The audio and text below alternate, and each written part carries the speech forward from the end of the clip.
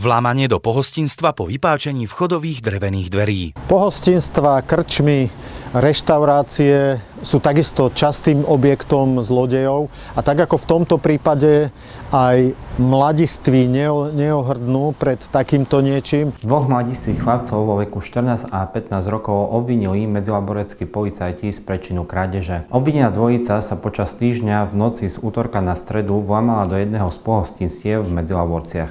Zväčša ide o to, tak ako aj v tomto prípade sa stalo, ide o alkohol, o cigarety, o takéto veci, ktoré sú lákavé, či pre mladistvých, alebo aj pre starších. Preto uzamknutie alebo chránenie takýchto objektov, takýchto obchodných objektov bežnými drevenými dverami a dokonca aj mrežami je absolútne nedostatočné. Po vypačení drevených dverí ukradli znútra pohostinstva klobásy, chladené kurča a rôzny alkohol.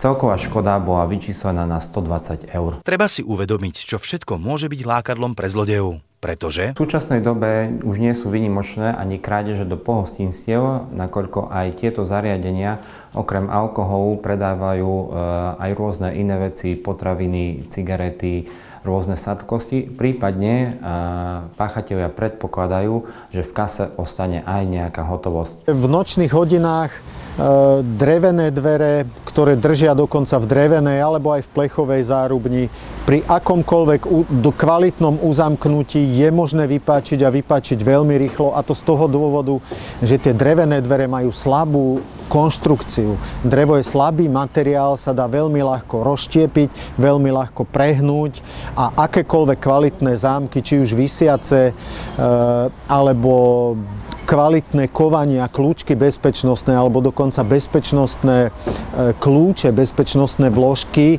mi neuchránia tento priestor, pretože keď všetko toto je osadené len do drevených dverí alebo do iných dverí, ktoré majú veľmi slabú konštrukciu, celé dvere sa mi prehnú, roztrhnú, zo zárubne zväčša vznikne zárubňa, sa prehne, prípadne roztrhne sa zárubňa. Takže takéto zabezpečenie rozhodne nedoporučujem, aby nedošlo k takýmto prípadom, ako sa v tomto prípade stalo. Všetci, ktorí sa chcú živiť nepoctivo, a to vykrádaním, a aby zlodeji nemali šancu. Preto je potrebné myslieť na zabezpečenie aj týchto priestorov a nenechávať v pohostinstvách zbytočne cenné veci. V súčasnosti drevené dvere, či už z eurohranolov alebo aj masívne drevené dvere, sú pomerne populárne a často ich vidíme, a to hlavne kvôli svojmu vzhľadu, že majú prírodný, pekný vzhľad, aj relatívne dobré tepelnoizolačné vlastnosti, ale na ochranu voči vlámaniu, žiaľ Bohu, sú absolútne nedostatočné. Aj keď takéto dvere veľakrát vidíme predávať s označením, že sú osadené bezpečnostnými zámkami, pokiaľ akékoľvek zámky držia iba v drevenej konštrukcii, je to nedostatočné. Môže dojsť veľmi ľahko k vypáčeniu a k prasknutiu celých takýchto aj nových dverí. Jedným z najzákladnejších zabezpečení je samozrejme zabezpečiť okná a dvere, cez ktoré sa páchatelia najčastejšie dostávajú dovnútra. V prípade okien je to väčšinou úplne jednoduchým spôsobom, a to rozbitím, následným otvorením a vodením dovnútra.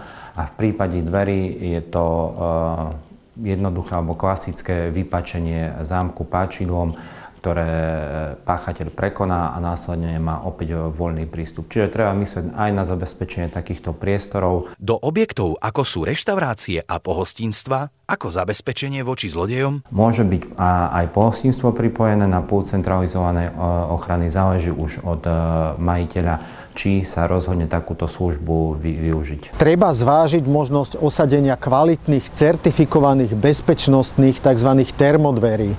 Ten princíp takýchto bezpečnostných termodverí spočíva v tom, že vo vnútri je oceľová mohutná konštrukcia, vo vnútri tých dverí certifikovaná, odskúšaná voči páčeniu, voči rozbitiu, voči akémukoľvek náradiu.